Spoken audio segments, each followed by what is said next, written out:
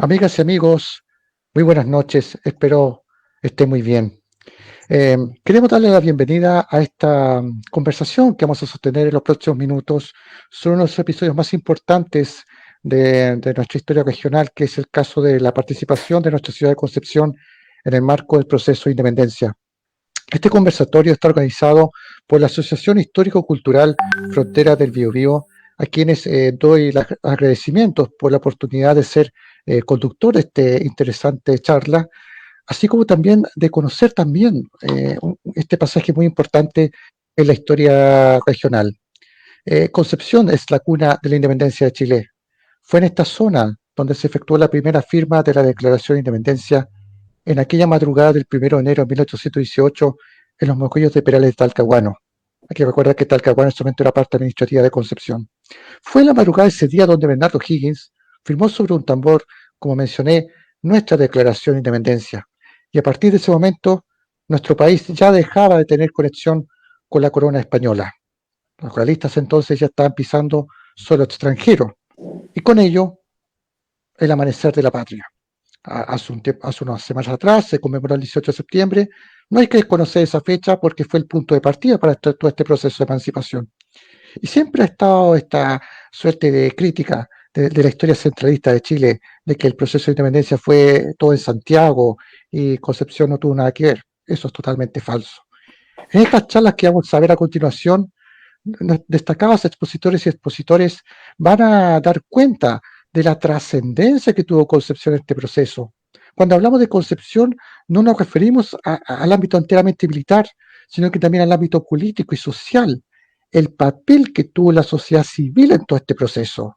Porque, como se ha dicho muchas veces, aquí participó toda la población, no solamente lo que es ámbito estrictamente del ejército. La población civil tuvo un papel fundamental en la ayuda a las fuerzas patriotas para la consecución del objetivo. Y por esto que vamos a conocer diversas aristas, diversos episodios de lo que fue la independencia en Concepción, cuna de la independencia, no en Talca, como dicen algunas fuentes. Pues bien, a continuación vamos a dar inicio a esta serie de conversatorios con las siguientes exposiciones que voy a mencionar a continuación. Voy a dar paso, en primer lugar, a la exposición del señor Fernando Valle Leal, que abordará el tema de la recreación histórica y la conformación de la frontera del Biobío. Es un tema muy interesante porque justamente da cuenta de lo que fue la conformación en este proceso de emancipación nacional. Así que, Fernando, te dejo la palabra para que nos puedas contar a nuestros amigas y amigos sobre este tema. Antes que nada, antes que se me olvide, deseo comentarle a las amigas y amigos que están sintonizando esta conversación que pueden efectuar las preguntas en el fanpage de Facebook de la Asociación Histórico-Cultural Frontera del Biobío. Abajo del video ustedes pueden ir posteando sus comentarios y preguntas y nosotros posteriormente, tras esta ronda de conversaciones que vamos a tener, con mucho agrado vamos a ir respondiendo en la medida de lo posible. La idea es que ustedes, las y los amigos que están conectados, puedan ser parte de esta conversación y poder de esta manera aprender un poco más sobre este importante episodio de la historia regional y que tuvo repercusión nacional. Pues bien, Fernando, te dejo la palabra. Por favor, gracias. Gracias, Francisco. Hola, amigos y amigas. Un gusto estar aquí con ustedes en este espacio. Y bueno, me gustaría también aprovechar de saludar a mis compañeros ahí de agrupación, ¿cierto? Juan Pablo, Ángelo, que también van a presentar unos temas muy interesantes. Bueno, referente al tema de Concepción, ya que Francisco partió con esta interesante presentación, y efectivamente la ciudad de Concepción es, o más bien, prácticamente del territorio del Maule al sur, que tradicionalmente se era penca. Yo actualmente estoy en la ciudad de Linares, así que me considero aún penquista. Maule Sur, digamos, sigue de alguna manera estando presente la imagen de la ciudad de Concepción, particularmente en Martínez de Rosas. Hay un colegio, una escuelita municipal con ese nombre, Está también un friso en el obelisco fundacional de la ciudad, donde aparece Juan Martínez de Rosa. Así que es muy, muy interesante, digamos, la conexión que aún persiste en esta zona, del Maule al sur. Ahora, además que Concepción sigue siendo, digamos, un lugar de alguna manera más cercano que Santiago también, y muchos linarenses van a estudiar a Concepción, y que fue mi caso. Ahora, mi conexión directa con la región del Biobío es también a nivel familiar. Mi familia materna es de la ciudad de Tomé, del Gran Concepción, al fin y al cabo. Ahora, Concepción fue un territorio donde de alguna manera, bastante complejo en el sentido de los intereses que habían, ya que Concepción se debate entre ser o no ser, ¿eh? En ser realista o ser patriota, ¿eh? O insurgente o godo, como dirían algunos. Entonces, súper interesante esa situación. Y además que este territorio en particular fue un escenario fundamental, principal de la guerra. En fin, ahora, ¿y cómo llegamos al tema de la recreación histórica? Es algo bien interesante, en realidad, un camino largo. ¿Y qué es la reconstrucción histórica? Bueno, para hacerlo lo más rápido posible, la recreación es precisamente eso: reconstruir un periodo histórico determinado a través de la representación de una época, a través, valga la redundancia, de la reconstrucción de objetos, trajes, y no solamente ahí nos detenemos, sino que también incluso en la conducta, las costumbres, lo que comían, ¿cierto? Las preparaciones, cómo se preparaban. Además que la reconstrucción en sí debe ser estrictamente con los materiales de la época. Me explico, o sea, una reconstrucción correcta tiene que ser con, por ejemplo, telas que sean de fibras naturales, ya sean animales o vegetales. O sea, el policrom descartado totalmente. El plástico, por ejemplo, también. Salvo que en la época se utilizara el plástico. Por ejemplo, si estamos recreando, no sé, los periodos de los años 60, por supuesto que vamos a tener, 1960, vamos a tener plástico. Pero lo que quiero decir es que la correcta recreación debe ser, en lo posible, lo más cercano posible, tanto en los materiales como también en cómo se van a desenvolver estos personajes en su representación. Me explico. Por ejemplo, cuando uno representa a un soldado de un periodo determinado, debe, por ejemplo, saber cosas mínimas como mover el arma, el mosquete, posiciones de armas, recibir órdenes. Eso es en el fondo, lo que debe saber es lo que se utilizaba y cómo se hacía en la época. Lo mismo pasa, por ejemplo, en la representación del mundo civil. Cómo se preparaba el mate, cómo se preparaba un valdiviano, un ajiaco, en una olleta de fierro. Con la agrupación Bio Bio hemos tenido la posibilidad de hacer más de una oportunidad esa reconstrucción, y es muy interesante porque no solamente son los colores de la independencia, sino que también los sabores de la independencia. Cocinar y probar después un preparado de la forma, con los elementos, con manteca, por ejemplo, cocinado en una olleta de fierro, con charqui, papa, un caldo hecho con hueso, etcétera, no con el caldo Maggi, por ejemplo. Es bien interesante. Y es algo totalmente diferente. Uno ya va a otra dimensión.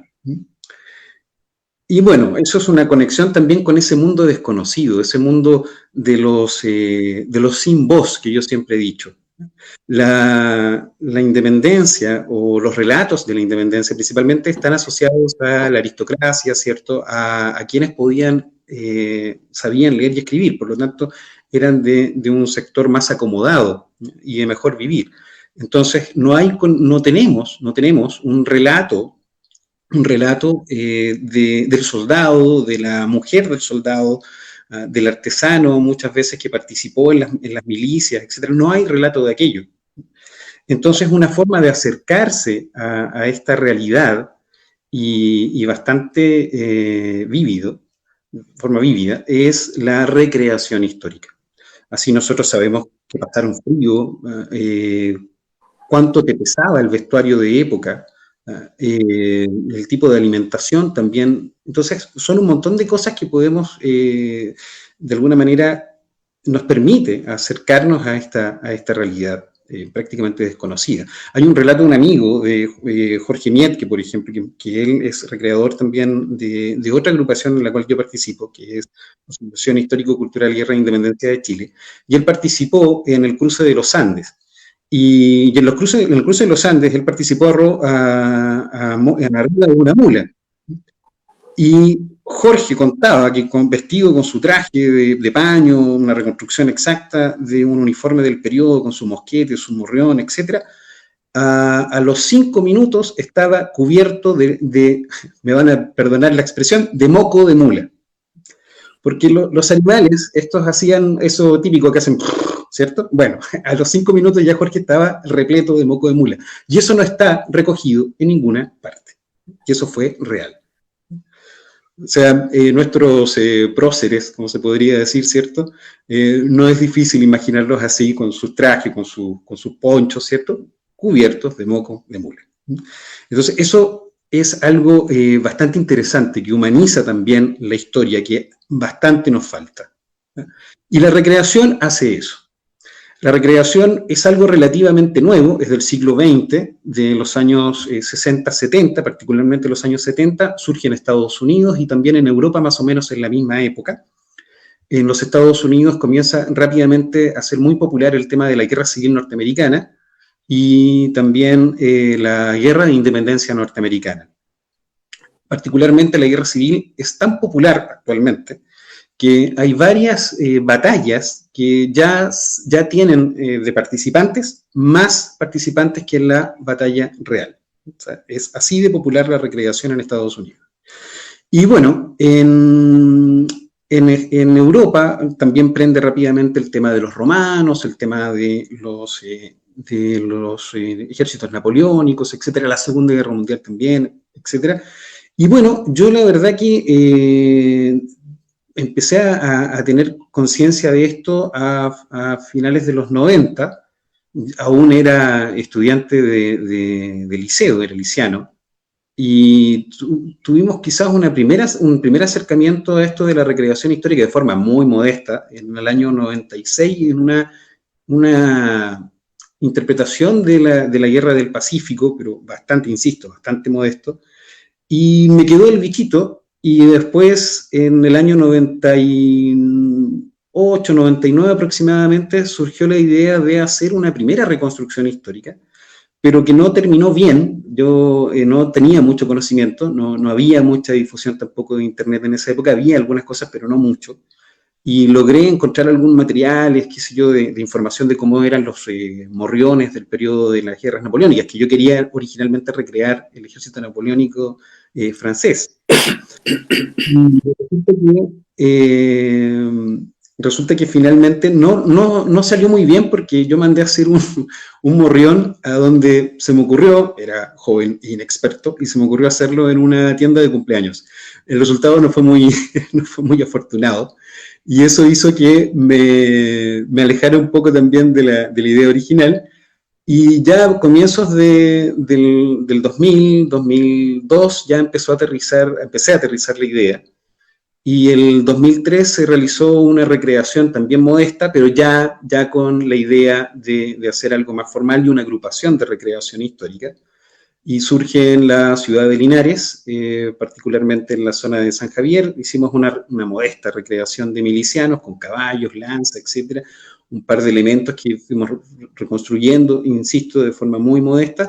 Y bueno, se aparece finalmente esto en una página de recreación, no de recreación, sino que en una página sobre uniformología que se llamaba Regimientos de América, muy buena página. Actualmente está en Facebook y resulta que a través de eso pude generar contacto con varias personas que les gustaba este tema, entre ellos Jorge Mietke también. Y bueno, se fue creando un grupo, esto fue mutando con el tiempo, y aquí voy a hacer un salto temporal importante para poder enlazarlo con la historia de Frontera del Biobío. Y bueno, hay una imagen muy interesante por lo demás, que eso tiene que ver con lo que conversaba yo al principio. Ahí tenemos una representación, una reconstrucción histórica de un campamento de época. Esto se realizó con la agrupación de Asociación Histórico-Cultural Guerra e Independencia. Y bueno, el Frontera del Biobío también fue invitado, lamentablemente en esa oportunidad era mala fecha, no pudieron participar, no pudo participar mi otro grupo, pero se les echó mucho de menos por lo demás. Y en esto se ve una serie de carpas de época. Hay armas en pabellón, así se colocaban, eso estaba reglamentado, se hacía en Chile también. Algo se ve la cocina al fondo, bueno, todo es funcional. Las carpas son funcionales, nosotros pernoctamos una noche ahí en esas carpas, esto fue en octubre, así que algo de frío hacía. La tropa se tapó todos con un solo poncho, ojo, vestidos con el uniforme completo, para no pasar frío, cosa que se hacía. Y yo como oficial tenía la posibilidad de tener dos ponchos. Así que yo me recreo oficial en esta agrupación. Y resulta que en la mañana repartimos mate tempranito, tal cual como se hacía en la época que hay un registro. Bueno, esa foto de que está pasando rápido, Ángelo, pero no sé. Bueno, ahí tienes otra foto de la cocina funcional. Ahí se aprecia a uno de nuestros integrantes, Francisco Pérez. Está al fondo, creo que mi hermano ahí, el cabo Furriel, que le hace la cocina extraordinariamente bien, por lo demás. Él ha logrado también jugar este rol, digamos, de cocina de época muy bien. No sé si podemos pasar a las otras imágenes, Ángelo. Bueno, ahí una de las primeras actividades, la pasaste de nuevo, no sé, pero bueno, en fin. Bueno, hay algunas fotos de unos diarios este particularmente es de la ciudad de Linares, tiene relación con la historia de Concepción también, porque en realidad tiene que ver, digamos, con el intendente de la Mata Linares, que autoriza, digamos, la fundación, y va a Juan Martínez de Rosa precisamente a oficiar esta creación de esta nueva ciudad. Y bueno, ahí estoy yo técnicamente representando a un oficial que bien podría ser un oficial, digamos, de un representante ahí bueno, en este caso un oficial de milicia, así que bien podría ser Juan Martínez de Rosa. Fue muy, muy simpático. Esto fue el año 2007. ¿Ya? Y un dato anecdótico es que el personaje ahí es un amigo mío, y es descendiente de familias fundadoras. Fue muy simpático, porque él es de la familia Sotomayor Ibáñez, y las dos familias, o sea, por los dos lados, son fundadores de la ciudad.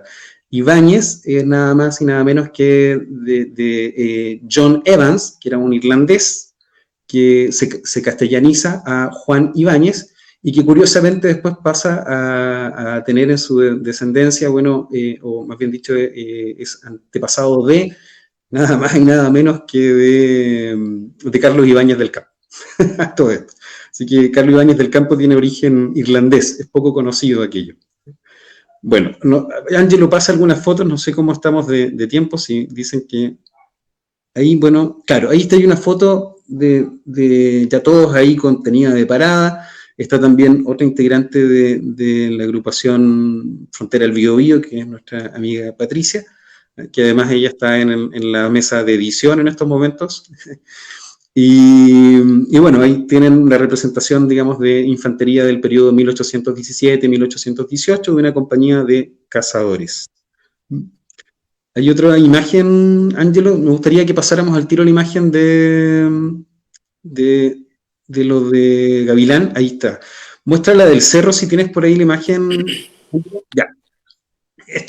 Bueno, aquí es donde enlazamos la historia de las dos agrupaciones, y no solamente con estas dos agrupaciones, sino que Frontera del Biobío con Asociación Histórico-Cultural y Guerra de Independencia, sino también con una agrupación hermana Allende los Andes, que es la Asociación Histórico-Cultural de siglo XIX.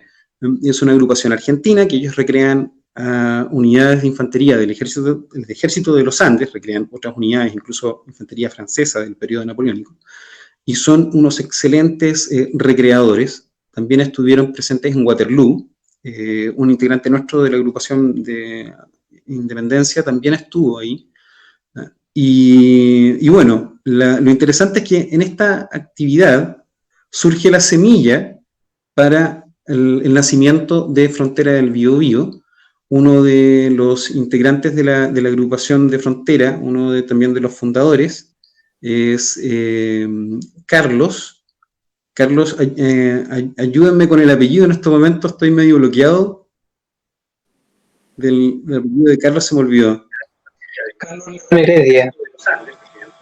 Muchas gracias, aparte que yo por cariño siempre le digo Carlitos, entonces no se me fue totalmente el apellido en estos momentos. Bueno, Carlos participa con nosotros como colaborador y, claro, y después de esta actividad surge, que fue una actividad fabulosa, fue muy bonita. No sé si tienes más fotos, Ángelo, por favor, si muestras.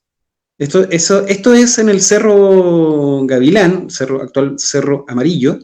Esto fue en el lugar exacto donde estaban las tropas de las Heras. De hecho, fue súper interesante y muy simbólico, ya que de repente nos dimos cuenta que en ese preciso lugar habían tropas argentinas, y estos chicos estaban representando tropas argentinas del periodo. Y además estaba un recreador que estaba representando a las Heras. Fue fabuloso. Estaba también un descendiente de las Heras también ahí con nosotros. Y que se sacó muchas fotos con la representación de las Heras. Fue algo muy, muy bonito. Fue muy gratificante para todos, en realidad. Esto fue con la Corporación Senco, la municipalidad también, y bueno, las agrupaciones, por supuesto, que participaron, que fueron de alguna manera vitales en esta representación. Esto fue una suerte de fortificación, de trinchera que se hizo para representar la batalla. La acción del Cerro Gavilán. ¿Tienes otra foto, Ángelo? Ah, bueno, eso. Ya. Esto fue una presentación que se hizo en un salón, si no mal recuerdo, en la Municipalidad de Concepción. El personaje que vemos, el primero de la izquierda, curiosamente soy yo. Y estoy al lado de nuestro amigo Oscar Ramos, que él es argentino, un gran recreador, tiene una gran experiencia en recreación histórica, no solo en Chile, perdón, aparte de Argentina, digamos, tiene experiencia también en Chile, por supuesto, en esta actividad, pero él ya era un recreador veterano en Europa. Él representa también un oficial francés en Europa. Ha participado en varias recreaciones, por cierto. Y en este momento estaba en Concepción recreando al general Las Heras. Tenemos ahí a otro representante, ¿cierto? Bueno, varios ahí de la agrupación. Y se estaba haciendo una presentación musical, de música de época, que es muy interesante. Frontera también tiene, Frontera del Biobío tiene algo que es sumamente vital, sumamente interesante, igual también, que es la música del pueblo, algunas canciones también que Carlos ha logrado, y está pendiente también el tema de la música militar, pero ya vamos en camino para eso también, para allá vamos. ¿Tienes otra foto, Ángelo? Volvemos al campamento, perfecto. Bueno, vuelve a la imagen del Concepción y Melicias, con eso puedo terminar, digamos. Ahí tenemos una representación de un artista, licenciado de arte, restaurador también, que es Javier Campos, y él hizo una actividad a pedido una representación, una ilustración. Y con esto termino, porque tiene relación con, digamos, con esto de la historia de Concepción y con lo cual yo partí hablando de ser realista o ser patriota. Ahí estas dos unidades se enfrentan y son de la misma zona. El de la izquierda representa un infante del batallón Concepción, que literalmente se dio vuelta a la chaqueta en la acción de Talcahuano, digamos. Ellos de hecho no participan en Talcahuano, se sacan la escarapela patriota, digamos, y se declaran realistas. Algunos oficiales arrancan, que eran pro-patriotas, digamos, y se pliegan al ejército de Pareja, y esta unidad se enfrenta, curiosamente, con los milicianos de Concepción, esto en la plaza de Concepción, si no me recuerdo, Ángelo, ahí tú me imagino que vas a tocar con más detalles ese tema, pero ahí tenemos, ¿cierto?, lo que yo les comentaba. Concepción se debate en este periodo entre ser realista o ser patriota. Y eso, digamos, no es menor. Bueno, en realidad es mucho más lo que se puede hablar de la creación histórica, pero con esto termino y agradezco el espacio. Y adelante, Francisco, por favor. Bien, muchas gracias Fernando, muy interesante tu exposición. Sin duda que la recreación en general, no solamente la actividad que ustedes realizan, sino que a nivel mundial, incluso en Europa, hay muchas asociaciones de este tipo. En Estados Unidos, ni hablar, que como tú has mencionado, ha previsto episodios con la independencia de Estados Unidos, la propia guerra civil que vivió Estados Unidos, hay muchas agrupaciones al respecto. Todas ellas de alguna manera han permitido revivir, reencarnar los hechos históricos de los libros, pasarlos a la acción con lujo y detalles, y eso ha permitido que la gente pueda reencantarse con la historia y que pueda de alguna manera experimentar en carne propia, quiero decir, cómo pudo haber sido tal enfrentamiento o este proceso. Por eso, de alguna manera, es importante la actividad que ustedes realizan y que nuestras amigas y amigos puedan conocer. Así que muchas gracias y seguramente en la ronda de preguntas vamos a tener más comentarios al respecto. Bien, vamos a continuación a conocer la siguiente exposición del señor Juan Pablo Ortega, que nos hablará sobre los húsares de la Gran Guardia. Aquí lo vemos incluso ya vestido, preparado para exponernos en los siguientes minutos sobre este importante tema. Así que dejamos a Juan Pablo Hola, con buenas su noches. exposición. Un gusto poder saludarte, Francisco, y a todos los amigos que nos están viendo. Y aquí efectivamente estamos listos para la batalla. Yo te quiero contar, Francisco, y a todos los amigos, de que efectivamente yo estoy recreando justamente a los húsares de la Gran Guardia, partiendo de la base que los húsares es un regimiento de caballería. Pero aquí nosotros le debemos principalmente la llegada de este batallón y la formación de tal aquí a nuestro país, es a José Miguel Carrera. José Miguel Carrera trae esta idea, importa esta idea desde España, tras servir como sargento mayor justamente en las batallas napoleónicas. O sea, un chileno peleando contra Napoleón Bonaparte en Europa. Lo trae en el año 1811 y lo inserta en el proceso de la Patria Vieja, ¿ya? Porque también él era húsar de Galicia, ¿no es cierto? Lo funda el día 13 de enero de 1912. Lo trae a Chile y además une a los dragones de Chile formando una fuerza militar de aproximadamente de 500 hombres. Este uniforme propiamente tal es un uniforme de origen húngaro, con una chaqueta tipo Dorman, tipo cazador, ¿no es cierto?, decorada con estos cordones bien llamados alemanes, además de este chaco o morrión, que es el que señalaba al bando al que pertenece. Además de 3 botones semicirculares que son lo que lo decoran. Ahora, los húsares de la Gran Guardia estuvieron en importantes batallas aquí en el proceso de la independencia. Por ejemplo, en El Roble, en Yerbas Buenas, en el sitio de Chillán, en la batalla del Quilo, la defensa de Concepción, el asedio talcahuano y el desastre de Rancagua. Bueno, finalmente José Miguel Carrera, al asumir la comandancia en jefe del ejército, delega este regimiento y le entrega el mando a su amigo José María Benavente, con ya 244 soldados montados de caballería ligera, ¿no es cierto?, capacitados personalmente por él, porque él personalmente se dedica a formarlos y a enseñarles el uso del sable, de la carabina y la pistola, dando así inicio a la campaña militar de 1813. Finalmente, tras el desastre de Rancagua, que lamentablemente sufren el dolor del exilio y son llevados conjuntamente con José Miguel Carrera, Bernardo Higgins, los altos mandos, la tropa, incluso familias, hacia Argentina, hacia la provincia de Cuyo, donde por lo general la mayoría son disueltos. Pero en algunos casos, algunos veteranos se unen al ejército de las Provincias Unidas del Río de la Plata, que es como conocemos hoy a Argentina, y se unen a la lucha libertaria contra los realistas en el Alto Perú. Y otros, en el año 1817, regresan algunos veteranos con el Ejército Libertador de los Andes. Vuelven a Chile y se unen al reorganizado ejército chileno tras la batalla de Chacabuco.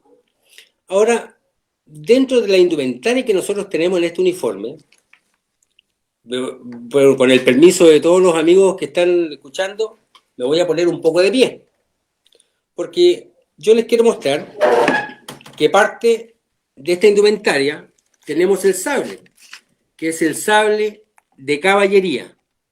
El sable de caballería tiene distintos orígenes, tomando en cuenta de las culturas hindú, de Persia, ¿no es cierto?, donde finalmente el sable modelo Kaligi, de origen otomano, que tiene cierta característica, 85 centímetros de largo, tiene un espesor específico y en su punta es más ancho y tiene más peso. ¿Qué significa Que como es una fuerza ligera de caballería, con el peso era más fácil maniobrarlo y que tenía un excelente filo. Lo que además que con el mismo peso y el movimiento del caballo era fácil poder mover y ser más certero en lo que se refiere al ataque cuerpo a cuerpo con el enemigo. Finalmente, John Gasper Lemarchand adopta también este tipo de sable y le hace ciertas modificaciones y lo ingresa a la caballería inglesa. Estamos hablando aquí ya del siglo XVIII. Y él, al importarle a la caballería inglesa y la británica, llamémoslo así, se expande por Europa. Ya se llega a Francia, llega a Gran Bretaña y llega a España. Y así nosotros también lo adoptamos y así como José Miguel Carrera lo trae también aquí a Chile. Ahora, dentro de las cosas que también está el sabretage.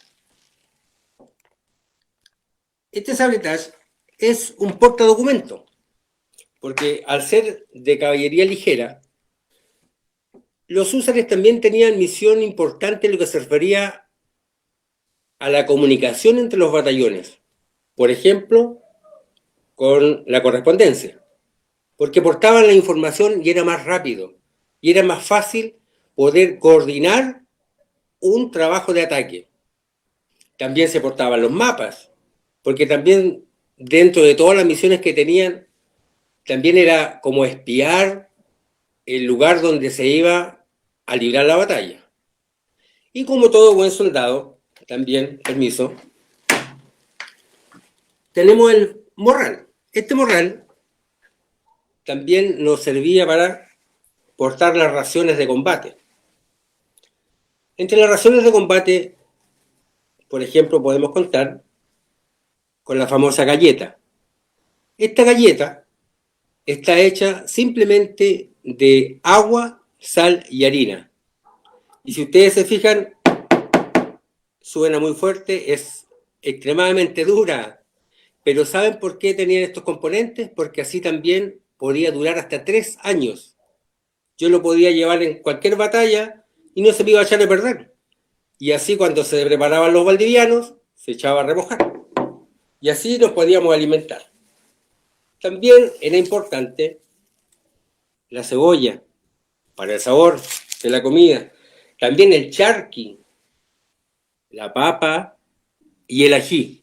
Esta era la dieta que tenía el soldado, que ocupaba en los largos desplazamientos, porque debemos entender que eran varios días y días y días de cabalgata, de campamentos, y las provisiones eran muy importantes. Y otro dato también que les quiero comentar, que también cuando se hacían los campamentos, ocupábamos la gorra cuartelera. Esta gorra es como de cuartel, como de régimen interno, que es la que nosotros ocupamos cuando hacíamos los campamentos. Nos preocupamos de hacer la leña, se preocupaba de cocinar y se ocupaba de esto. En cambio, cuando se iba a la batalla, nos poníamos el morrión. Y ahora ustedes entenderán por cosas de tiempo y espacio, el caballo se lo voy a quedar debiendo. Este es lo que es principalmente un húsar de la Gran Guardia en la época de la independencia en la Patria Vieja. Espero que les haya gustado y estaremos atentos a los comentarios. De verdad, muchas gracias, estimado Juan Pablo, por tu didáctica exposición. Sin duda alguna que muchos de nosotros, me incluyo, incluso no conocíamos en detalle cómo estaba compuesto el uniforme respectivo que estaba utilizando los húsares, ¿no es cierto? Mira, De la ¿sabes Gran Guardia. qué? Se me olvidaba otra cosa. Sí, por favor. El fajín o cinturón turco. Porque estaba todo muy bien pensado. Originalmente, este que va aquí a la altura del estómago, originalmente está hecho de hilos metálicos, ¿ya? Con el fin de que como era de batalla con este tremendo sable con peso, para evitar los cortes en el estómago y heridas, se ocupaba a la altura del estómago, el cinturón turco. Así es. Bueno, seguramente muchos de nuestros amigas y amigos que están conectados deben tener más de alguna consulta sobre el uniforme, así que vamos a dejar espacio para ello más adelante. Así que reiteramos nuestros agradecimientos por tu tiempo para preparar toda esta didáctica exposición. Bueno, finalmente vamos a la última parte de esta primera parte del conversatorio. Vamos a hablar con el señor Ángelo Castro González sobre las milicias de Concepción en esta época. Es un tema muy interesante y que seguramente Ángelo nos va a ir aclarando en estos siguientes minutos. Así que, Ángelo, tienes la palabra, por favor. Bueno, muchas gracias, Francisco, y muy buenas noches, por cierto. Muy buenas noches a Fernando, a don Juan Pablo Ortega, a Patricia Lizo, que está tras las bambalinas y ha organizado todo esto. Bueno, como dijo Francisco, yo hoy les hablaré de un batallón, así como de una institución que pocas veces es tratada por los historiadores como por la historiografía nacional, y en este caso nos referimos a la conformación de las milicias en el Reino de Chile, posterior Capitanía General, y a un batallón en específico, el Batallón de Milicias de Infantería Disciplinadas de Concepción, creado en 1777 y que tendría una destacada participación en las luchas por la independencia y en la defensa del Reino de Chile ante amenazas externas. Esta ponencia en parte se enmarca dentro de una reciente investigación que ha sido publicada por la Academia de Historia Militar y que esperamos más adelante, si Dios lo quiere, se convierta en un libro. Bueno, en primera instancia, para hablar de las milicias en Chile debemos remontarnos hasta el siglo XVI, la era de oro del conquistador, la era del apogeo de la conquista de los territorios americanos. Y debemos considerar que, en primera instancia, la conquista de América no se hizo a través de los ejércitos de la corona española. No es que la corona enviara un ejército a conquistar el Nuevo Mundo. De hecho, España tenía sus propios problemas, tanto en Italia como en Flandes, por ende no podían prescindir de hombres aptos para la guerra. Por ello, la conquista de América se realizó a través de un sistema privado de conquista denominado hueste. Básicamente, un capitán, bajo la autoridad real, era el encargado de reunir los hombres y recursos para una determinada empresa conquistadora, debiendo él asumir los gastos y las pérdidas de la aventura. De hecho, los conquistadores, por su parte, se componían en su mayor parte del estrato más bajo de la sociedad hispana, en este caso mayoritariamente campesinos y algún que otro hidalgo de poca monta. Muchos ni siquiera eran soldados o siquiera tenían una experiencia en las armas. Por otro lado, tampoco se les podría considerar soldados como tal, porque al enrolarse en la hueste no recibían paga, solo la esperanza de un botín o una mejor vida. Es en este punto donde se originan las milicias, pues las huestes, una vez que se disolvían, se creaban las famosas ciudades, las nuevas ciudades en el territorio americano. La primera que se creó acá en Chile fue en 1541, y en este caso fue Santiago del Nuevo Extremo. Se trazaban las calles, se repartían los solares y el conquistador pasaba a ser vecino. Sin embargo, ello no significaba que predominara la paz. De hecho, como vecino de la nueva ciudad, este personaje tenía la obligación de contribuir militarmente en caso de que hubiera amenaza extranjera o levantamiento indígena.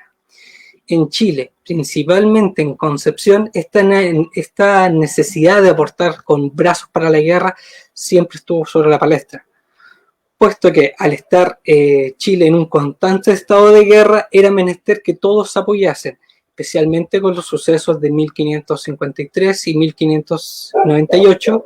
En este caso fue la batalla de Tucapel con la muerte de Pedro Valdivia y posteriormente la muerte de Óñez de Loyola en el llamado desastre de Curalaba.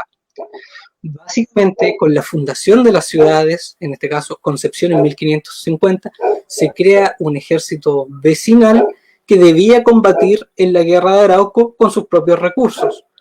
Un ejemplo de esto lo da Francisco de Villagra cuando en 1554 prácticamente vació la ciudad de Concepción con todos los hombres aptos para la guerra y los llevó a combatir en la que posteriormente sería conocido como el desastre marigüeño. Y a pesar de que en 1604 se creaba el primer ejército profesional de América aquí en Chile, con asiento en Yumbel y Arauco, tal era la situación de este ejército profesional, tal era la miseria que los vecinos de las ciudades debían seguir aportando para la guerra, ahora ya agrupados en milicias, debían seguir auxiliando a la tropa veterana. Esto se acentuó mucho más cuando en las costas del Pacífico comenzaron a aparecer corsarios de las potencias rivales de España, en este caso Holanda e Inglaterra, y el ejemplo más decidor en este punto es la expedición de Joseph van Spielbergen en 1615 y en la movilización que realizó el gobernador Alonso de Rivera con toda la población de Concepción. Todos los vecinos debieron aportar para la defensa. Ahora bien, la llegada del siglo XVII, la conformación de la sociedad colonial chilena y los sucesos mismos de este siglo darían nuevos impulsos a la participación de los vecinos de las distintas ciudades en las labores militares, que la guerra interna y externa exigía, especialmente con la guerra externa. De hecho, fueron los sucesos como la debilidad interna española, la crisis monárquica de 1700, la posterior guerra de sucesión, sumado a las guerras con Inglaterra, es que pusieron sobre la palestra el rol de las milicias en América, especialmente las de los territorios extremos y bastante inestables. En este caso, Chile era el mayor de ellos, sumado al de Nueva España. Sin embargo, no se tomaron medidas que perdurasen en el tiempo. Solamente la toma de La Habana en 1762 por los ingleses hizo ver a la corona española que la defensa de los territorios de ultramar era algo urgente. Sin embargo, como estaba atravesando por una crisis, no podría enviar contingentes desde la península para defender los territorios americanos. Eso y que muchos hombres se negaban a ser enrolados. Por otro lado estaba el factor económico. Resultaba muy caro. Por ende, la opción más viable en este punto era recurrir a los propios criollos, encargarles a ellos la defensa de sus tierras. Y es así como de la mano del conde de Ricla y Alejandro Reilly, bajo la aprobación de Carlos III, es que en 1768 se inicia la reforma de los cuerpos de milicias aplicados únicamente para la isla de Cuba. Sin embargo, fue tal su eficacia que se decidió aplicarlos para América en general. y básicamente se creaban unidades de milicias regladas, formadas. En este caso se dividían en dos, en las milicias urbanas, que eran básicamente los vecinos de una determinada localidad que se enrolaban en estos cuerpos y servían como policías, guardias de prisión, guardias del palacio, etc. Tenían labores menores, no tenían tanta instrucción militar. Y por otro lado teníamos las milicias disciplinadas, que en este caso ya era como la crème de la crème en cuanto a las milicias. Básicamente eran vecinos que se enrolaban en distintos batallones, tanto de caballería como de infantería, recibían instrucción militar de oficiales veteranos de la tropa de línea, se les instruía 2 veces a la semana, en el caso de Concepción eran los días jueves y domingos después de misa, y tenían labores más propias de un soldado veterano.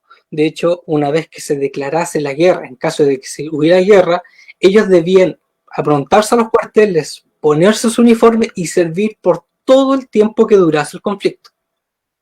Básicamente se creaba una especie de reserva militar.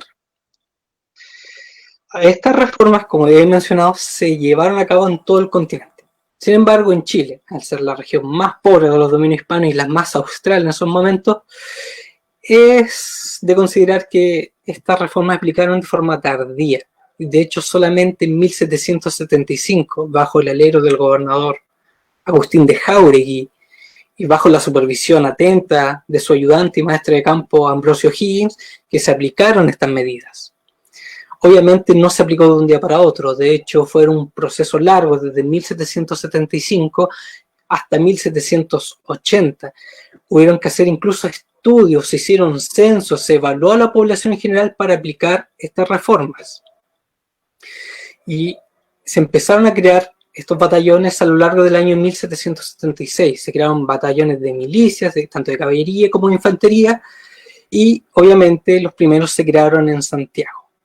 Sin embargo, en Concepción, al ser la capital militar del reino y al estar, podría así decirlo, el dominio más austral de los dominios hispanos acá en el Reino de Chile, recordemos que Chile solamente llegaba hasta el río Biobío, más allá era territorio mapuche, es que se hizo menester crear un batallón en condiciones que sirviera para la ciudad. Y así, el 1 de noviembre de 1778 se crea el primer batallón de milicias de infantería disciplinada de Concepción. Curioso que en pasado mañana se cumple un nuevo aniversario de este batallón. Se creó con una plaza de 450 hombres y su primer comandante fue don Pablo de la Cruz Contreras. Curiosamente, en esta primera plana mayor de este batallón ya comienzan a sonar apellidos de las familias más preponderantes de Concepción del siglo XIX, que tendrían un importante rol en la lucha por la independencia y en la naciente vida republicana. De hecho, tenemos a los de la Cruz, a los Manzano, a los Mendiburu, a los Plaza de los Reyes, a los de Dios Puga, a los Prieto y a los Sañarto. Los primeros trabajos de este batallón consistieron en labores, podríamos decir, menores, en el apresamiento de bandas de bandidos que caían sobre las localidades de Laja y las cercanías de Chillán. Más tarde fueron utilizados para el mantenimiento de la línea fronteriza del Biobío con sus distintos fuertes. Dato no menor, este fue el único batallón que atravesó la antigua frontera del Biobío. De hecho, hay testimonios donde se le ve actuando en el Fuerte Arauco y había un contingente permanente en el Fuerte San Pedro. No obstante, al ser una unidad de milicia disciplinada, una vez que se declarase la guerra, debía tomar las armas en defensa del territorio. Y de hecho lo hicieron muchas veces, especialmente contra Inglaterra. Ejemplo, en la movilización de 1780, participó activamente y fue destinada a Talcahuano a guarnecer el fuerte Galvez. En 1792 hizo lo mismo, y en 1804, cuando se declaraba la guerra anglo-hispana hasta 1809, participaría. Acá es importante recalcar algo, porque fue en esta guerra donde el batallón tendría su prueba de fuego. De hecho, fue en 1805, cuando 2 buques ingleses, la Betsy y la Thomas, tocaron puerto en Talcahuano y se dio una lucha por capturarlas. Fueron alrededor de 300 milicianos los que abordaron las naves en una lucha que duró algo más de 2 horas y fue sangrienta e encarnizada, según un relato de un viajero norteamericano que pasaba por Talcahuano en la época. Dato no menor, quien dirigió el ataque de estas milicias no fue otro que Tomás de Figueroa, que más tarde sería famoso por el motín de Figueroa. Con estas victorias, el ser parte de las milicias pasó a ser un elemento de prestigio. Obviamente, esto, aunado al uniforme, daba un estatus en la sociedad de la época, y más en la concepción de la época donde ser militar era algo muy bien visto. Por ello, muchos de sus participantes tuvieron un gran peso político en la naciente sociedad chilena. De hecho, ya pasando a los hechos propiamente de la independencia, vemos que el batallón prestaría juramento el 12 de octubre de 1810 en la Plaza de Armas de Concepción al rey, y esto lo hizo voluntariamente sin que nadie se lo exigiera. Incluso participó voluntariamente en la movilización de 1812, cuando Concepción prácticamente se levanta contra Santiago. Y posteriormente vemos que parte de su oficialidad destacó en el derrocamiento de Juan Martínez de Rosas. Por ende, estos milicianos, que también eran ciudadanos, una especie de dicotomía entre ambos mundos, no tenían reparos en tomar un bando u otro. Y obviamente, en las luchas por la independencia no serían ajenos a un bando u a otro.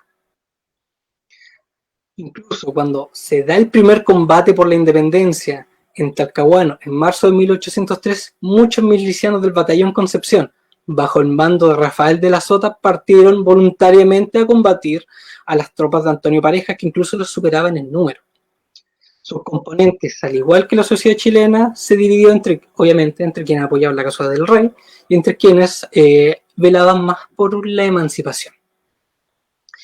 Esta división, para nuestro caso, se hizo latente el 29 de marzo de 1813, cuando Pareja ocupa Concepción y muchos miembros del batallón marchan hacia el norte en huida para unirse con Carrera. De hecho, hay un testimonio de Diego José Benavente en sus memorias, donde relata que de su marcha del Maule hacia el sur, todos los días se le sumaban pesquistas a las filas, y muchos de ellos eran milicianos. El mismo capitán, el mismo comandante de este batallón de milicias, que fue Pedro Barnechea, se les unió. Más tarde tendría destacadas participaciones en muchas batallas por la emancipación. Otros, en cambio, permanecieron en la ciudad bajo la bandera realista y, en este caso, bajo el mando de Andrés de Alcázar Díaz y Navarrete, cuarto conde de la Marquina. Tal división, aunada a los estragos provocados en la guerra en Concepción, recordemos que las campañas de 1813 y 1814 tuvieron sus principales escenarios en Concepción y en Maule, reducieron prácticamente la ciudad a ceniza, hizo que los remanentes del antiguo batallón prácticamente fueron desapareciendo poco a poco. Y a pesar de que peleó con denuedo, por ejemplo, en batallas tan importantes como el Roble, el golpe de gracia que decidió la disolución del batallón se dio en la ocupación realista de Concepción en abril de 1814. De ahí en adelante son pocas las menciones que podemos encontrar del batallón como tal, y solamente se habla de los milicianos de Concepción o los milicianos del Concepción. Básicamente el batallón murió. Con el posterior periodo de reconquista, muchos oficiales huyeron a las provincias unidas, otros son desterrados y otros muchos son apresados en la isla de Quiriquina, y muchos otros obviamente fueron asesinados. Solamente con la llegada del Ejército Libertador de los Andes en 1817, la posterior victoria patriota en Chacabuco, que para los patriotas fue menester reformar estos antiguos cuerpos de milicia y contar con una fuerza que fuera netamente chilena. En Concepción, esta labor comenzó precisamente después de la batalla que describía mi camarada aquí, Fernando, la batalla del Cerro Gavilán el 5 de mayo de 1817, y que terminaría de tomar forma el 7 de junio de ese mismo año, cuando O'Higgins crea el segundo batallón de guardias nacionales de Concepción, conservando curiosamente gran parte de la antigua oficialidad del batallón de milicias disciplinadas de Concepción. Muchos de sus integrantes que seguían siendo patriotas se unieron a este nuevo batallón de guardias nacionales, que era un batallón de cívicos, también llamados vecinos de Concepción, se unían en un determinado batallón para prestar servicios auxiliares. Básicamente seguían sirviendo como reserva. Era una misma milicia, pero que cambiaba básicamente el nombre. Y curiosamente, no se esperaba que este batallón de guardias nacionales prestara servicio en combate. De hecho, Higgins, una carta a San Martín, dice que no confiaba para nada en este batallón. Sin embargo, curiosamente, este batallón sí prestaría servicio en combate y en combates muy importantes para la historia de Concepción y para la historia de Chile. De hecho, participó valerosamente en el asalto talcahuano del 6 de diciembre de 1817, que si fue una derrota, el mismo Higgins diría que se comportaron con mucho valor, a pesar de ser milicianos. Posteriormente también los vemos participando bajo el mando de Ramón Freire en batallas como las Vegas de Talcahuano y teniendo una especial participación en la batalla por la Alameda de Concepción, que de hecho en menos de un mes cumpliría su bicentenario. Sin embargo, esta participación ya no se daría como vecinos que se levantaban en armas para la defensa de los dominios del rey. Ya no eran vecinos penquistas que portaban el uniforme, tomaban el mosquete para defender los dominios del rey. Ya no era así, sino que eran ciudadanos o chilenos penquistas que tomaban las armas en defensa de la patria. Se produce un cambio radical en este sentido. Obviamente seguían siendo milicias y más tarde, ya en la década de 1813, las guardias nacionales, herederas de esta vieja institución de las milicias regladas, tendrían un rol preponderante al ser básicamente el freno para las intenciones caudillistas. Más tarde, en la Revolución de 1851, que parte de Concepción hacia el norte, nuevamente tendrían un rol, pero importantísimo. Muchísimas gracias.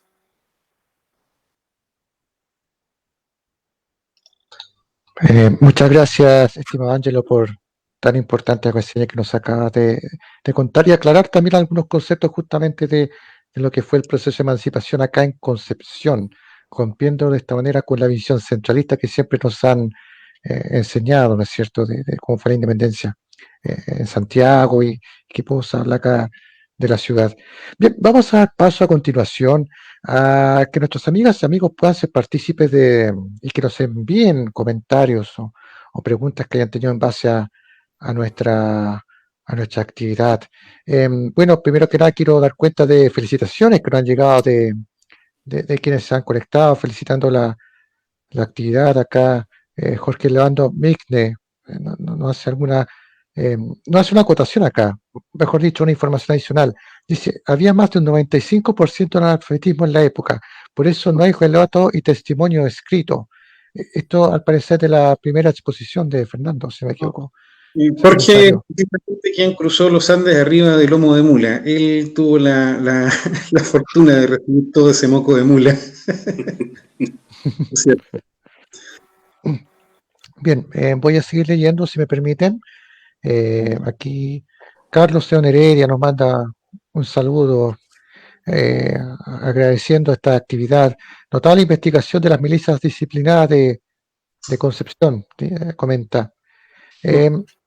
Sandrino Alfonso Vergara Paredes nos saluda afectuosamente y hace una pregunta al señor Juan Pablo Ortega. Atento. ¿Usted conoce alguna unidad del periodo de la Patria Nueva o de la Guerra a Muerte que fuera heredera de los húsares que usted está representando?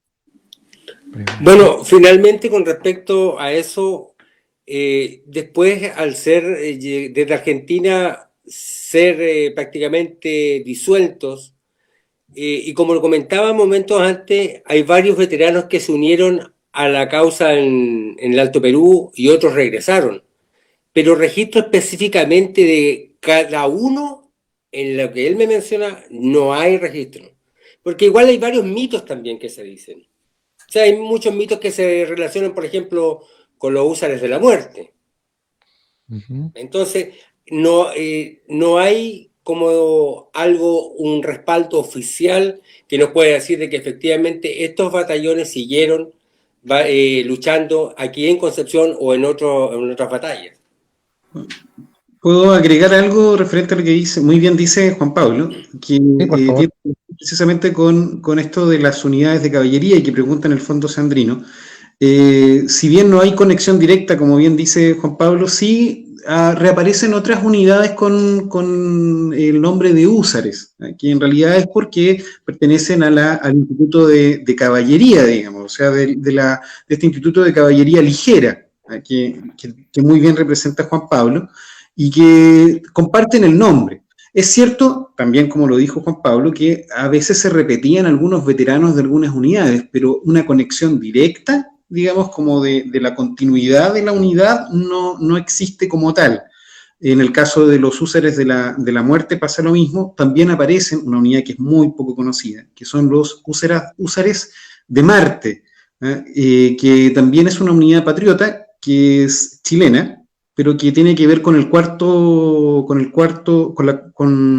escuadrón de los húsares, perdón, con el cuarto escuadrón de los granaderos a caballo del ejército de los Andes, que estaba compuesto principalmente por chilenos, ¿no? También por el bando realista aparecen otras unidades húsares, particularmente en la guerra a muerte, que también tenían curiosamente la definición de húsares. Eh, el cuerpo de húsares se mantiene después con el tiempo y tenemos digamos, uno de los últimos uniformes también en el periodo ya de las guerras de la guerra civil, ¿cierto? Del que tradicionalmente está considerado, digamos, como el periodo de la anarquía, y se baten en la batalla del Ircay en ambos bandos. Pero sí, o sea, los húsares se mantienen en el tiempo, pero no podemos tener una conexión directa, como bien dice Juan Pablo. Eso por mi parte, Sí. como opción, si me permiten. No, por favor, que es muy, muy importante efectuar este tipo de aclaraciones para evitar confusiones, ya que esa misma información después se va circulando y genera todo este tipo de cosas. Así que muchas gracias, Fernando, voy a ver si hay más comentarios. Si me permite, yo quiero hacer más que nada una pregunta, comentario, eh, que no tiene nada que ver con lo que estuvimos conversando. Hace unos días se conmemoró la captura de la fragata María Isabel en Talcahuano, ¿ya? Que fue la primera victoria que tuvo nuestra Armada en este proceso de emancipación. No sé si ustedes pueden comentar un poco al respecto, aprovechando esta gran instancia, para que nuestras amigas y amigos también sepan un poco de este hecho que tiene impacto, por supuesto, directo en nosotros. Bueno, no sé, Ángelo, ¿quieres comentar algo? Yo también puedo, pero dale, por favor, yo ya hablé recién. ¿Puedes partir tú, por favor? Miren, bueno, yo lo que puedo comentar es que es un hecho de armas, digamos, bien interesante, puesto que, como bien dice Francisco, digamos, fue una de las primeras victorias importantes, digamos, de la escuadra nacional, al mando en ese momento de Blanco Encalada. Esto fue antes de la llegada, digamos, o de la toma de mando por parte de Cochrane. Y esta fue una operación exitosa, digamos, que desbarató una invasión, un refuerzo, digamos, de tropas que iban hacia si no mal recuerdo, hacia el Perú, que capturan varios transportes con con integrantes de una unidad, si en estos momentos no mal recuerdo, el Cantabria. Y bueno, en todo caso, como dato anecdótico, estaban a muy mal traer los pobres, porque el viaje había sido muy sacrificado, ¿no? Pero fue un triunfo importantísimo. Y además que hay una operación que es poco conocida, que es un desembarco, donde participa también digamos, el novedoso, o por decirlo, Nobel, Cuerpo de Infantería de Marina, con también apoyados por infantería del batallón número 3 del Arauco, que es la otra agrupación que yo también recreo en el otro grupo, con los chicos del grupo Independencia, que también aprovecho de agregar que también tenemos una agrupación realista ahí, que es el batallón Burgos, que es fabulosa esa reconstrucción también, que en algún otro momento vamos a poder hablar de eso también. Pero, en fin, el punto es que hay lo que ocurre es lo siguiente, dos navíos chilenos que en este momento no me puedo acordar bien, ayúdame Ángelo, no estoy seguro si es el Lautaro y la O'Higgins, ya no me acuerdo en este momento, ese tema pero son dos navíos chilenos que, digamos, encierran a la flota española y esta termina encallando. Y resulta que desde Talcahuano sale una tropa realista para tratar de capturar al navío que estaba encallado, pero de los navíos chilenos sale un grupo entre comillas, un grupo operativo especial, por decirlo así, y desembarcan en la bahía, no lejos del Morro, digamos, y hay un combate bastante encarnizado por lo demás, donde ellos tratan de generar una especie de cabeza de playa, por decirlo así de forma más moderna, y resisten hasta que finalmente el navío llega a la subida del mar, ¿cierto? Y el navío logra desencallar, y ya en poder de los chilenos. Así que es sumamente interesante aquella acción. Así es. Gracias. Acotar, porque en realidad no es el tema, como bien dices, pero ahí va. No, pero muchas gracias, Fernando, porque es necesario justamente recordar que este fue un hecho muy importante, que no solamente marcó a nivel local, sino también a nuestra Armada. ¿Ya? Fue un golpe patriótico y anímico muy importante. La fragata María de Sal después ya pasó a llamarse O'Higgins, ¿cierto? Y claro, también. La Lautaro, claro, la Lautaro y me acordé, es la Lautaro y el San Martín, perdón. Lautaro, gracias por tu acotación, Francisco. No, por favor, al contrario, sí. ¿Sabes lo que pasa? Y permítame la licencia, pues vamos a ir con otra pregunta.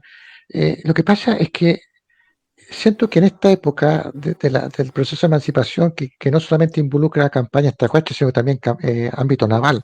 De hecho, después se produce la toma de Valdivia, etcétera, etcétera, que son operaciones que poco se habla. Pasa justamente eso, hay poca difusión en general, salvo en estos círculos, pero hay poca difusión en general. Como que lo que decían en un principio, con el permiso de ustedes, se habla mucho de independencia, pero una visión muy centralista, la batalla de Maipú, batalla de Chacabuco y punto. Pero poco sabe lo que pasó más al sur, en esta zona, que marcó un punto de quiebre, pero eso, bueno, esa es harina a otro costal, pero vamos a continuar con las preguntas, porque hay otra pregunta y está dirigida a ver, a Ángel Castro, perdón. Dice, Sandrino Alfonso Vergara Paredes, dice, usted se refirió al combate o batalla de la Alameda de Concepción, del cual próximamente se cumplirá su bicentenario. ¿Han logrado determinar dónde fue el lugar de esta batalla? Disculpa por haber equivocado tu nombre. No pasa nada. Y sí, ahí se ha determinado el lugar de la batalla. Hay que tener en cuenta que la Alameda de Concepción, o la batalla de la Alameda Vieja también, como se le conoce, se dio después de que Freire marchara desde Talcahuano el 27 de noviembre de 1820, después de haber obtenido una aplastante victoria en las Vegas de Talcahuano, donde cargó junto a los cazadores y auxiliares mapuches sobre las filas de Benavides. Freire llega a lo que es el Cerro Chepe a eso del mediodía del 27. Se posiciona y Benavides tenía el control de la ciudad, en este caso Concepción, y tenía su posición de artillería en el Cerro Gavilán, Cerro Amarillo, que anteriormente Fernando había hecho mención. Se menciona que el combate se dio en la Alameda de Concepción, y uno piensa que es una calle como la Alameda, hermosa y todo, pero en realidad lo que había era un peladero, era un pajonal, no había nada. Y curiosamente he visto escritos que dicen que se dio en la Alameda de Concepción, que posteriormente es el Parque Ecuador, pero ese nombre se lo dieron después de 1834. El combate en realidad se dio en esta especie de unión entre el Cerro Gavilán y el Cerro Chepe, que en este caso hoy día serían las calles Cruz y Avenida Ejército. En ese espacio se dio la batalla. Freire marchó desde Chepe hacia Gavilán, y al final una carga conjunta entre los cazadores, los húsares de Marte, si no recuerdo mal, por favor Fernando corrígeme si estoy equivocado, el batallón de guardias nacionales junto con milicia de Herrere, cargaron todo al mismo tiempo y destrozaron a las filas de Benavides. Después muchos huyeron por alrededor de la ciudad, por entre medio de las calles, y claro, los patriotas ahí se comportaron muy mal, podríamos decir, no perdonaron la vida a casi nadie. Freire creo que salió a más de uno, salvo a Benavides que alcanzó a huir. Así que entre Cruz y Ejército. La venganza de Tarpeyanca, en realidad. Y Pangal. Pangal y Tarpeyanca, sí, exactamente, sí. Muy bien. Así que, efectivo. Bueno, y ahí el sufrido Coquimbo se vuelve a dar vuelta a la chaqueta, digamos, pero bueno, algunos dicen que en realidad fue porque nunca quisieron salvar el pellejo, en realidad, porque esa era la situación. A Tarpeyanca se les dio la posibilidad de salvarse, ya los oficiales los pasaron a cuchillo a todos, y buena parte de la tropa se le dio la oportunidad de reforzar las tropas de Benavides. Y ahí es ahí como ellos salvan la vida, pero la primera oportunidad, o sea, de hecho no combaten a favor de Benavides, a la primera oportunidad ellos sueltan los mosquetes, los botan y levantan los brazos y gritan: Coquimbo, Coquimbo, Coquimbo, somos del Coquimbo, no nos maten por favor. Y claro, ahora un dato anecdótico es que algunos huidos del Coquimbo fueron encontrados después, curiosamente, por Buchev, junto a un grupo de mapuches que con quienes estaban organizando una guerrilla antirrealistas. Muy curioso ese dato también. De hecho, otro dato, lo proporciona nuestro tío y Dios Barros Arana, y dice que muchos de los montoneras de Benavides, algunos fascinerosos, se pasaron al Coquimbo antes de rendirse y se unieron al bando patriota. Pues no eran solo del Coquimbo, habían otros más. Qué interesante. Se podría hacer ¿cómo que se llama? Se podría hacer un programa especial de los pasados, porque en realidad muy común en la época. Era bastante, disculpen, era muy común en esos enfrentamientos que uno se pasara al otro bando dependiendo del cambio de chaqueta, famoso cambio de chaqueta. De hecho, el fijo de Concepción para el 29 de marzo de 1813, cuando combate con las milicias, este combate que hizo referencia a Fernando, se cambian las carapelas y agarran a culatazo a los oficiales. Así que era muy común, así que nada que hacerle, lamentablemente.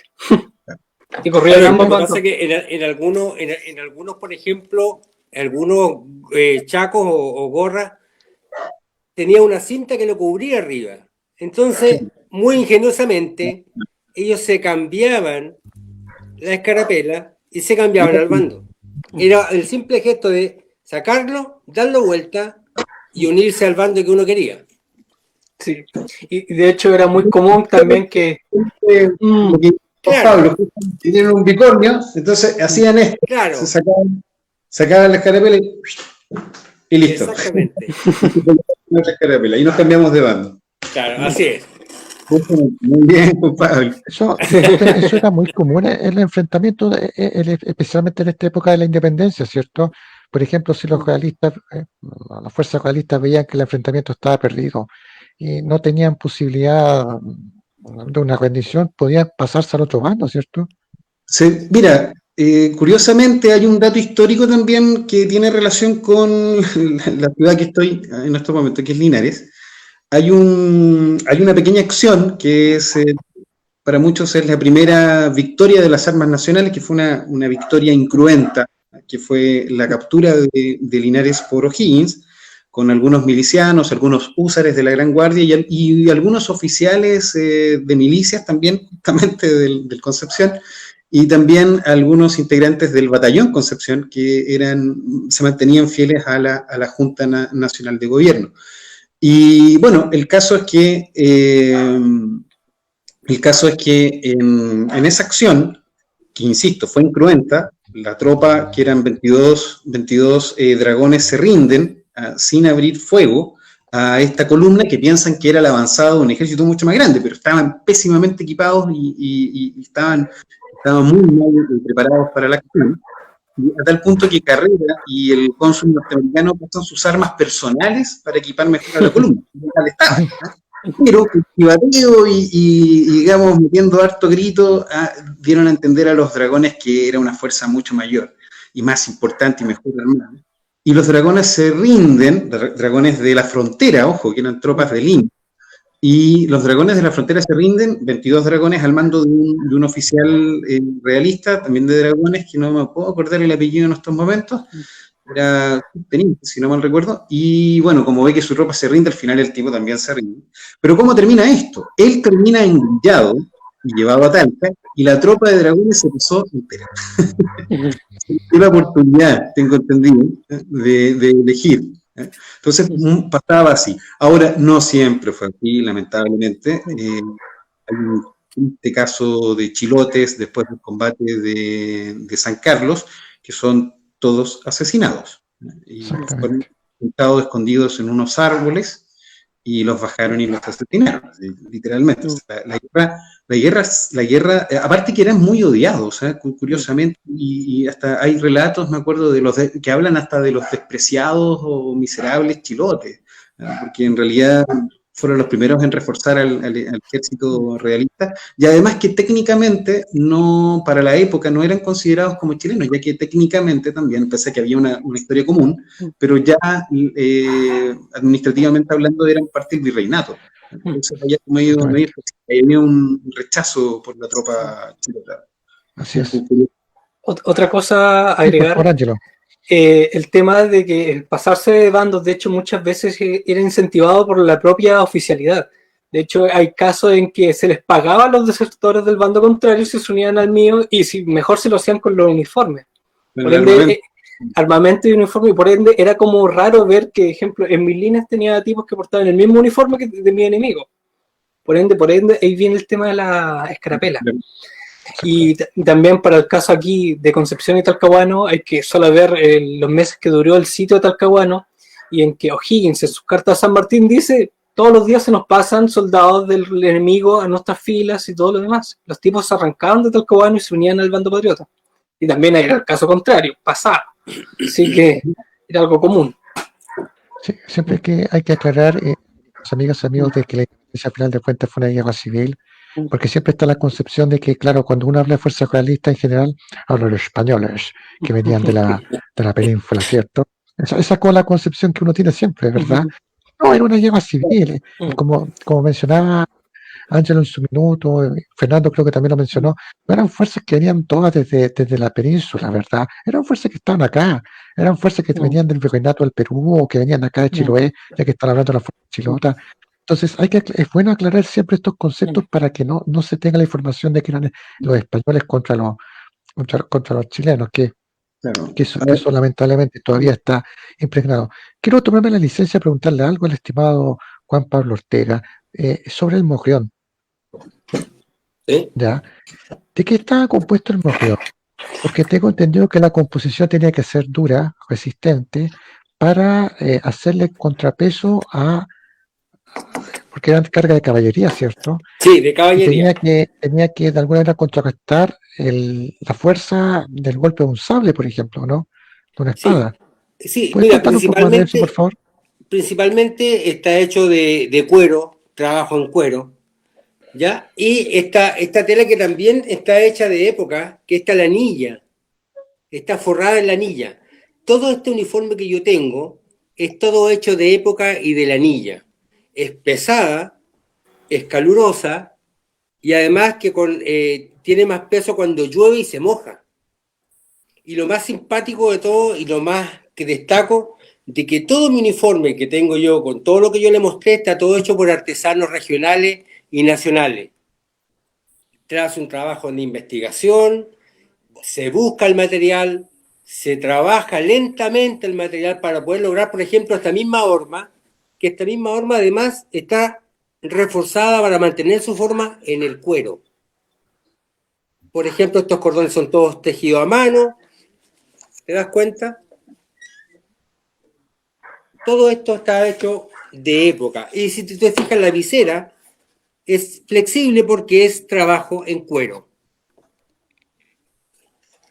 Y esta aguantaba, por ejemplo, el golpe de un sable, de una espada, por ejemplo, en la carga, o amortiguaba un poco eso. Mira, es que lo que pasa es que, a ver, el sable, si tú te fijas, a ver, vamos a ordenar un poco el escenario acá.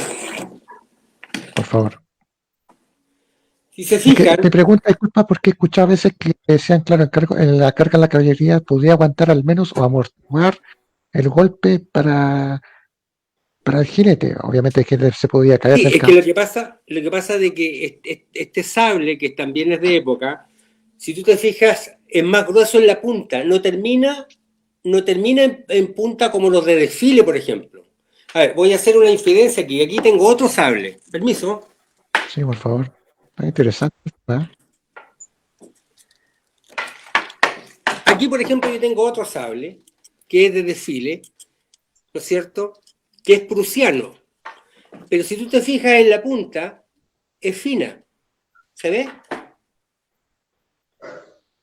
Es fina. En cambio, el de caballería, al ser más grueso, le daba más peso.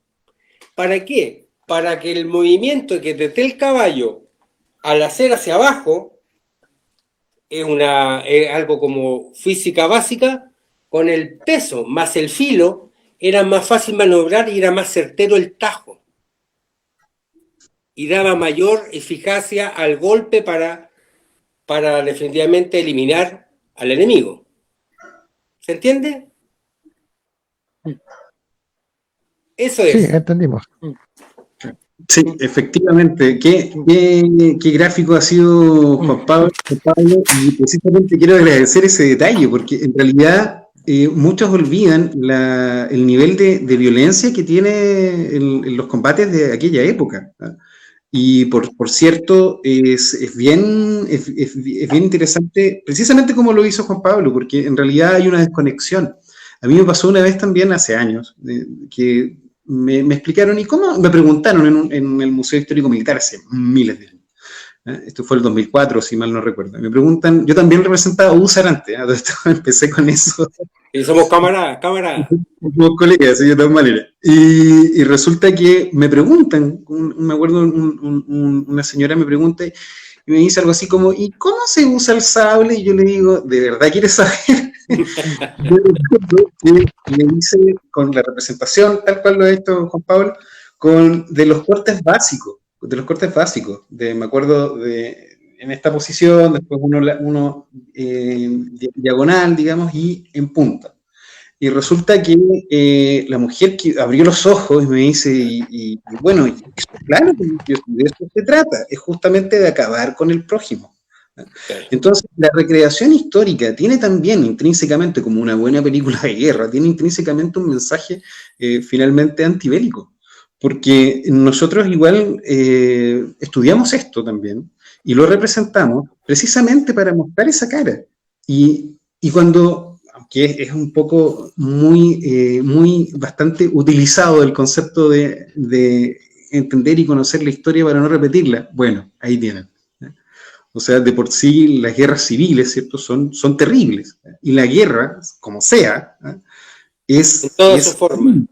En toda su forma. Es más, y con esto me gustaría cerrar al menos ese tema en particular, y volviendo al tema de Concepción, recuerdo un eclesiástico que hizo un comentario una vez que durante la guerra de independencia, tanto el ejército patriota y el ejército realista eran una banda de langostas.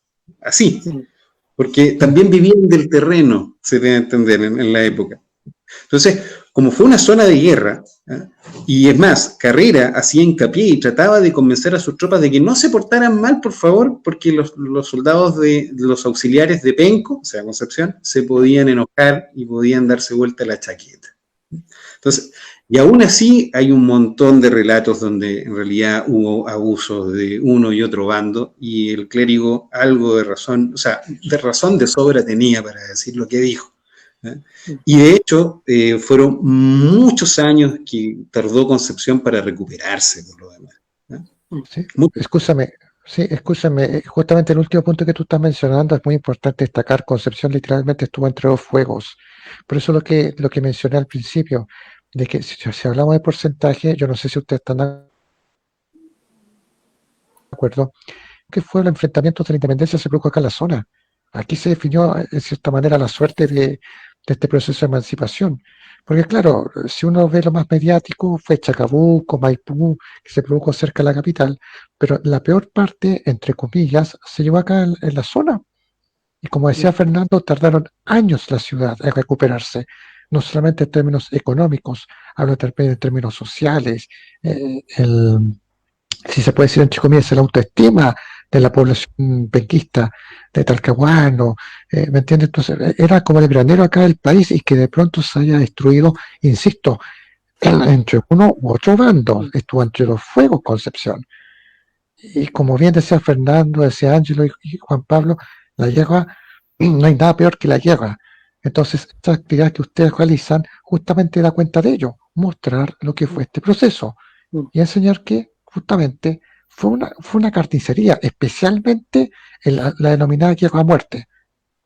Ay, porque no hubo prisioneros, no hubo nada, era un combate a niveles cavernarios. Pero hay que mostrarlo, hay que dar cuenta de eso para dar cuenta del sacrificio de la comunidad penquista, de Talcahuano, de todo lo que Y lo que la comunidad de Concepción también sufrió posguerra en lo que se refiere a la hambruna, porque después hubo hambruna. Recordemos que Chile era como la gran bodega del mundo, que exportamos maíz, granos, trigo, y después de la guerra hubo mucha hambre y mucha necesidad, a los penquistas sobre todo. Por eso. Sí, hay que considerar que esta situación de guerra no es solo propia de la independencia, al menos aquí en Concepción. Consideramos que Concepción, cuando se funda en 1550, se vio literalmente frente a la guerra. De hecho, de ahí viene el nombre que le da Fernando Campos Harriet, que es no es Fernando Campos Harriet, disculpen, pero el nombre que se le da que es de la ciudad mártir. Durante la guerra de Arauco destruida 3 veces por tropas mapuches, posteriormente es destruida por terremotos.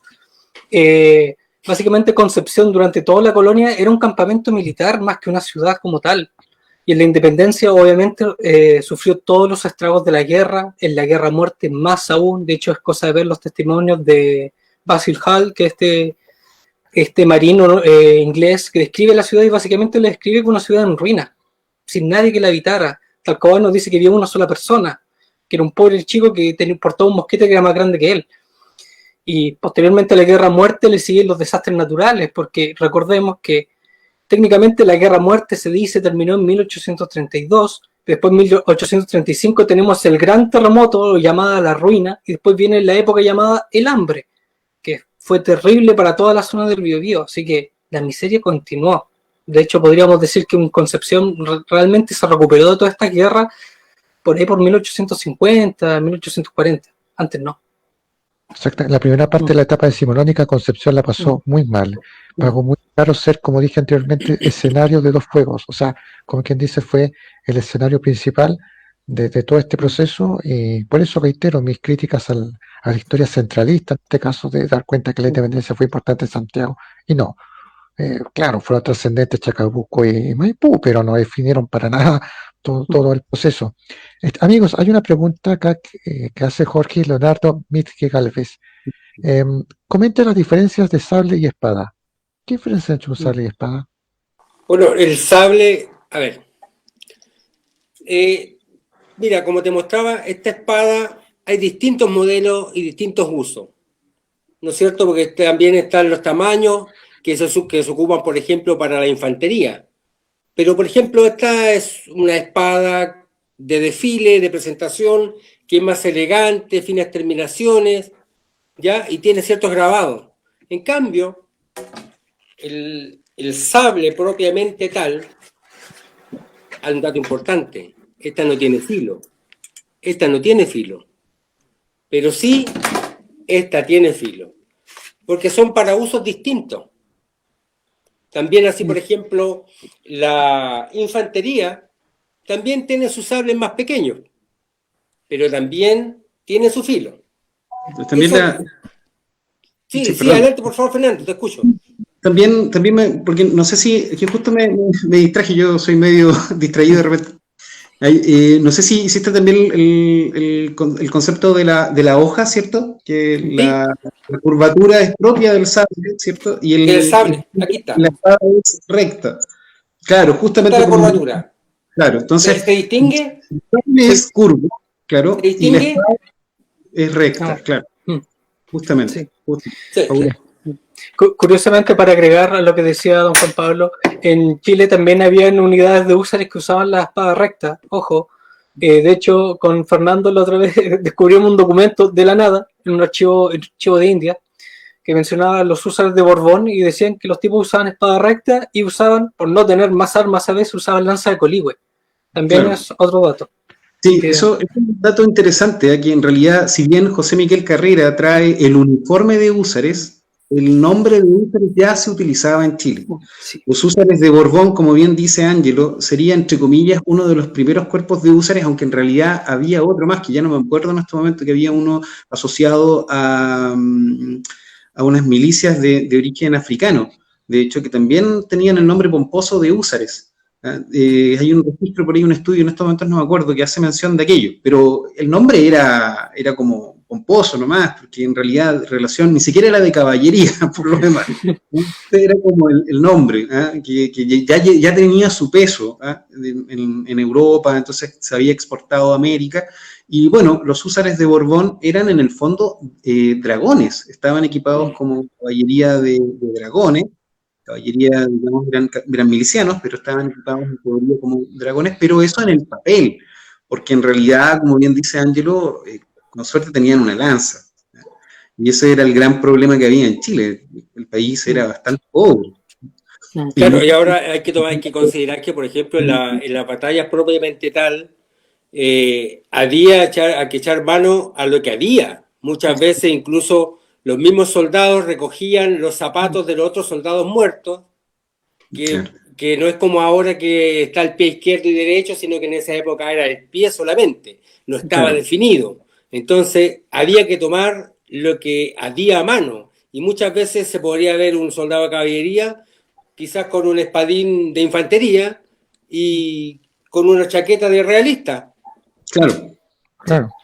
Hay datos de eso, está registrado. Claro. Hay datos de la batalla de Rancagua, por ejemplo, antes de Rancagua, antes del desastre de Rancagua, o la victoria de Rancagua por los realistas. Finalmente hay un relato del cuerpo de dragones de Chile y que el uniforme no era, y lo dicen, el uniforme no está como debería ser, y visten casacas y chaquetas de otros cuerpos, o sea, de otras unidades. Y que es bien interesante lo que dice Juan Pablo. Hay una realidad y en esto también me apoyo un poco en lo que dice mi amigo Jorge Mietke ahí, que bien ha acotado algunas cosas. En realidad la historia, y esto es una frase de Jorge muy buena, la historia de Chile ha sido photoshopeada por muchos años. Entonces, y no quiero señalar culpables, pero uno de aquellos es principalmente Fray Pedro Subercaseaux, que tiene unos cuadros fabulosos, hermosos, pero en realidad muchas veces lo que él representa en realidad no es tan así. O sea, en gran medida sí, hubo un esfuerzo por equipar y vestir y uniformar a la tropa, eso es indudable, tanto en la Patria Vieja como en la Patria Nueva. Pero decir que siempre vistieron bonito, siempre tuvieron su uniforme o correctamente equipados y con sables o con mosquetes, es bastante exagerado. Sí. Entonces, en realidad, la historia de Chile ha sido photoshopeada. Y Jorge, Sí, disculpa. debo comentar, digamos, como Jorge, él es documentalista, es director de televisión y bueno, tiene un proyecto por ahí también que no voy a adelantar, pero tiene que ver un poco con eso también, con mostrar esto y la recreación. Precisamente ayuda a entregar esta información de forma amena, atractiva, vívida y tangible, ¿no? Porque como contaba ahí Juan Pablo con su uniforme de paño lana, ¿cierto? Unos elementos de la niña, entonces la gente lo puede tocar y de hecho incluso hasta uno le facilita el uniforme, se lo colocan y ven el peso, el calor que sienten al colocarse un traje de repente en verano y explicar que en verano en realidad lo usaban poco, utilizaban la camisa que era de lino, de crea, y de repente otras prendas que están por ahí que son los chupines, ¿cierto? Que son unas chaquetas de brin, etcétera. Bueno, tenemos para rato en realidad, pero Sí. No, lo que dice, escúchame Fernando, es cierto, y eso tiene directa relación con la historia del arte en Chile, porque hay que recordar que muchos pintores por encargo mandaban a pintar el hecho como el dueño quisiera. Hay un óleo muy famoso, disculpa que estos minutos, Fernando, un óleo que ordenó pintar Bernardo Higgins sobre el desastre de Rancagua. Lo deben de conocer, del año 1820, el pintor italiano Giuliano, no me acuerdo el apellido, que lo mostraba incluso en algunas Sí, ponencias. en Juan sus redes sociales, Francisco, lo Sí, tiene usted. el apellido es italiano. Entonces, ¿cuál es la gracia de este óleo? Que es una visión muy empática y muy bonita del desastre de Rancagua, donde ustedes no van a ver sangre, donde no hay fuego, no hay nada. Incluso Bernardo Higgins sale en el óleo con su traje de gala, con su traje de director supremo, y en el fondo, ojalá puedan ver el óleo en internet, está la bandera chilena, la tricolor con la estrella solitaria, totalmente extemporáneo a la bandera que debió ser, que era la bandera tricolor de, ¿no es cierto?, de la patria vieja, azul, blanco, amarillo, por darte un ejemplo. Claro, Francisco, no recuerdo si el año es ese exactamente, porque también me hace mucho ruido que los uniformes son más posteriores. Hay elementos que son más modernos que el del periodo de independencia, pero ese a lo mejor es más posterior, no sé, no recuerdo. Pero sí me llama la atención porque conozco el cuadro y lo que tú dices es correcto, o sea, es totalmente anacrónico. Y te lo digo también porque hay prendas que son posteriores, hay uniformes, prendas, si no mal recuerdo, hay levitas, y las levitas son más modernas, si no mal recuerdo, yo en estos momentos Sí. Pero, Tengo por entendido que ejemplo, el hay que año, considerar que, por ejemplo, la mayoría de las batallas, O'Higgins y Carrera, vestían con poncho, sí, no vestían con sus grandes ¿no? uniformes y galardonados completamente, sino que simplemente para ellos, para poder pasar escondidos en cierta forma entre la tropa, más desapercibidos, ellos usaban un poncho, y de hecho en el Museo Militar está el poncho que usaba José Miguel Carrera. Claro, y lo que comentaba Fernando, efectivamente, muy buena acotación, estimado Juan Pablo, porque esa fue de hecho la indumentaria que usó Higgins y Carrera por mucho tiempo. Claro. No el uniforme de gala con medallas, no, eso solamente para la foto. Óleo. No, pero terminando lo de Fernando, respecto a Fray Pedro Suercasó, Fray Pedro Suercasó siempre pintaba de forma alegórica y anacrónica los óleos. Por ejemplo, está el óleo de la Jura de la Independencia de Chile, que del 12 de febrero de Santiago, donde se ve a O'Higgins y San Martín juntos, mirando, ¿no es cierto?, el juramento de este acto, y no estaban juntos pues, en Santiago, esa fecha, por poner un ejemplo. no representa necesariamente a O'Higgins, ¿eh? Cuidado con eso, si no mal recuerdo, es que discutimos ese tema con otro amigo que es Javier Campos, me parece que también con Francisco Pérez, y creo que no representa a O'Higgins, representa a otro personaje, en estos momentos se me olvida, pero que Cruz, curiosamente usaba Cruz, parece que era. de la Pero es Cruz, el mismo tipo de uniforme, en teoría, pero ojo que esto es parte de una discusión que teníamos la otra vez, así que no me acuerdo, digamos, cómo se zanjó. Pero me parece que en teoría, cuando se asocia a O'Higgins, porque se parece mucho el uniforme, ¿ya? Y además que parece que tenía, no estoy seguro, ojo, aquí no me acuerdo, tampoco con miedo a carrilearme un poco, pero parece que él también, por representación a O'Higgins, podía usar emblemas parecidos a los de O'Higgins, no estoy seguro en estos momentos, ¿eh? Pero tengo mis dudas, puede ser como dice Francisco, pero por ahí me acuerdo de haber conversado que en teoría representaba a... sí, se escuchó ese debate también, de que si era O'Higgins al No sé, lado pero posterior, hay que pensar que, como bien dice Francisco, es posterior esto, o sea, una representación totalmente posterior, entonces es una idealización al fin y a cuentas. En verdad. claro, la idealización. También responde a cuestiones más bien de propaganda, podríamos decir, o enaltecer a cierto personaje. De hecho, es cosa ver este cuadro de Napoleón cruzando los Alpes y sale a caballo, y todo lo, cruza los Alpes, lo hacían en mula. Lo mismo pasa con el cruce de los Andes, que lo hacían a caballo, lo hacían en mula. Y claro, va por enaltecer a cierta figura, ciertos hechos y todo lo demás. ¿Cierto? Dejémoslo más romántico nomás entonces, dejémoslo más romántico. Así es. Amigas y amigos, quienes están conectados, debemos terminar esta entretenida conversación. Como ustedes vieron, empezamos con unos temas, nos fuimos derivando a otros, pero la verdad es que es lo interesante de la historia, ¿no es verdad? Y en esta época en particular podemos sacar muchas aristas sobre lo que fue el proceso de la independencia de Chile, especialmente acá en Concepción. Primero que nada, en lo personal, quiero dar las gracias a la agrupación por darme la posibilidad de poder conducir este conversatorio, y felicitar a ustedes por sus interesantes presentaciones, y también a nuestras amigas y amigos que se conectaron a esta actividad. ¡Viva la patria! Muchísimas gracias. ¡Viva la Muchísimas patria! Buenas noches. Muy bien, nos Gracias. desconectamos y nos Gracias, vemos en otra Francisco. oportunidad. Que Sí, estén muy hay bien. tu espacio ahí.